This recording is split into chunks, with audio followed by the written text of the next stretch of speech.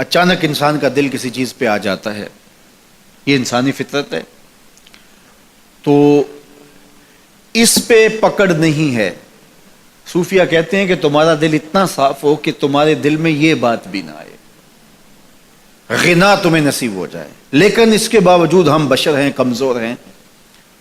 تو کسی شخص کے پاس کوئی چیز دیکھی اور للچا گیا دل اس کی طرف،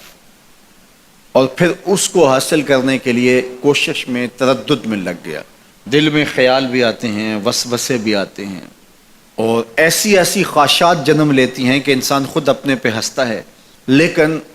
ایسی خواہشات جس کی اتباع میں چل پڑا، جس کی خواہش میں چل پڑا، تو یہ ہلاک کر دینے والی چیز ہے۔ آرزو کا پیدا ہو جانا، حتیٰ کہ آرزو تو آرزو رہی، وسوسے کے پیدا ہو جانے پر بھی پکڑ نہیں ہے اگر اس کی اتباع نہ کی جائے۔ صحابہ نے حضور سے عرض کیا، حضور ہمیں ایسے وسوسے آتے ہیں کہ اگر ہم بیان کر دیں تو قتل کر دیے جائیں، اتنا غلیظ خیال بعض اوقات انسان کے دل کی تختی پہ آتا ہے، دماغ کی سکرین پہ ابھرتا ہے۔ تو فرمایا کہ تم کیا کرتے ہو؟ تو انہوں نے کہا کہ ہم اس کو جھٹکنے کی کوشش کرتے ہیں، جب اس طرح کا کوئی خیال آتا ہے تو بندہ اس کو جھٹکتا ہے، دور کرتا ہے، اور بندہ خوف زدہ ہوتا ہے اور اللہ کی پناہ میں آتا ہے، اور اس کی ایک حالت ہوتی ہے۔ تو اس حالت کا انہوں نے ذکر کیا کہ ہم تو پھر یہ کرتے ہیں۔ تو فرمایا کہ ذالک صریح الایمان، یہ تمہارے واضح ایمان کی علامت ہے کہ اس وسوسے کے بعد جو تمہاری طبیعت میں بے چینی اور بیزاری پیدا ہوئی، اور اس کو دھکیلنے کے لیے، اس کو خیال سے ہٹانے کے لیے، اس کو تصورات سے دور کرنے کے لیے جو تم نے کوشش کی، یہ تمہارا ایمان تھا جو کھڑا ہوا، اور تم اس سے بچنے کی کوشش کرتے ہو، تو یہ تمہارے ایمان کی علامت ہے۔ تو خالی وسوسہ اگر کتنا ہی غلیظ کیوں نہ ہو، اگر اس وسوسے کو خیال کا حصہ بنا کے اس سوچ کو لذت کا سبب نہ بنا لیا جائے، حتیٰ کہ غیر محرم کے اوپر آپ کی نظر پڑ گئی، تو فرمایا النظرۃ الاولی لک والثانیۃ علیک، جو پہلی نظر تجھے حاصل ہوئی تو وہ تیرے لیے ہے، لیکن اگر تو نے نظر کا تتبع کیا اور پھر تیری نظر نے دوبارہ پیچھا کیا تو وہ تیرے اوپر وبال بن جائے گی۔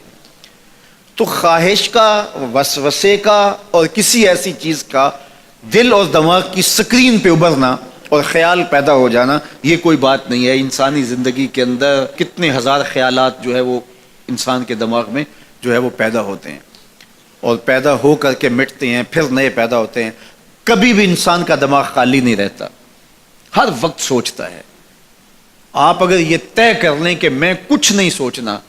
تو یہ سوچ رہے ہوں گے کہ میں کچھ نہیں سوچنا۔ یہ کبھی ہو نہیں سکتا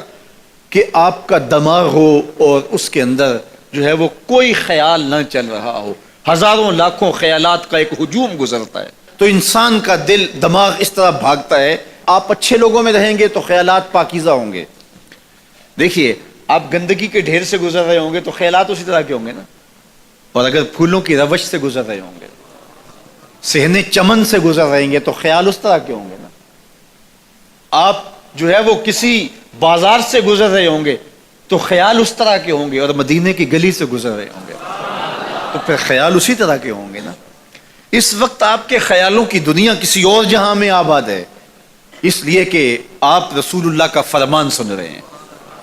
لیکن اگر آپ کے سامنے کو گویا غزل گا رہا ہو تو پھر خیال کی وادیوں میں بھٹک کے کہیں آپ اور کھڑے ہوں گے۔ اب بات حضور کے فرامین کی ہو رہی ہے تو تصور پھر گنبد خضرا کے مکی کا ہی ہوگا نا، تصور تو پھر شہر حبیب کا ہی ہوگا۔ لیکن اگر آپ باتیں دوسری جانب کی کر رہے ہو تو تصور پھر ادھر جاتا ہے، اور اسی لیے ہمارے علماء نے کہا کہ گانے کی طرز پہ نعت نہیں پڑھنی چاہیے، اس لیے کہ گانے کی جو معروف طرز ہوگی، جب اس طرز پہ نعت پڑھی جائے گی تو سن آپ نعت رہے ہوں گے، طرز سے آپ کے دماغ اور آپ کے خیالات بھٹک کے کہیں اور چلے جائیں گے۔ اس لیے یہ گوارا ہی نہیں ہے کہ ذکر رسول اللہ کا ہو اور خیال کہیں اور جا رہا ہو، خیال آوارہ ہو اور بھٹک رہا ہو۔ جب تذکرہ حضور کا ہو رہا ہو تو خیال بھی گنبد خضرا کے مکی کا ہی ہونا چاہیے۔ تو یہ بات ذہن میں رکھیے گا کہ یہ انسانی زندگی کے اندر انسان کا خیال بھی بھٹکتا ہے، سوچیں بھی بھٹکتی ہیں، دل میں بھی کئی کچھ آتا ہے، لیکن پکڑ اور گرفت اس وقت ہوتی ہے جب انسان اس خیال پہ آپ کو اس راہ پہ ڈال دیتا ہے. لالچ کا پیدا ہونا بھی شریعت میں ماخوذ نہیں ہے. وہ تمہارے لیے جو ہے وہ وبال تب بنے گی جب تم اس کی اتباع کرنے لگ جاؤ گے, اس خواہش کے پیچھے لگ جاؤ گے.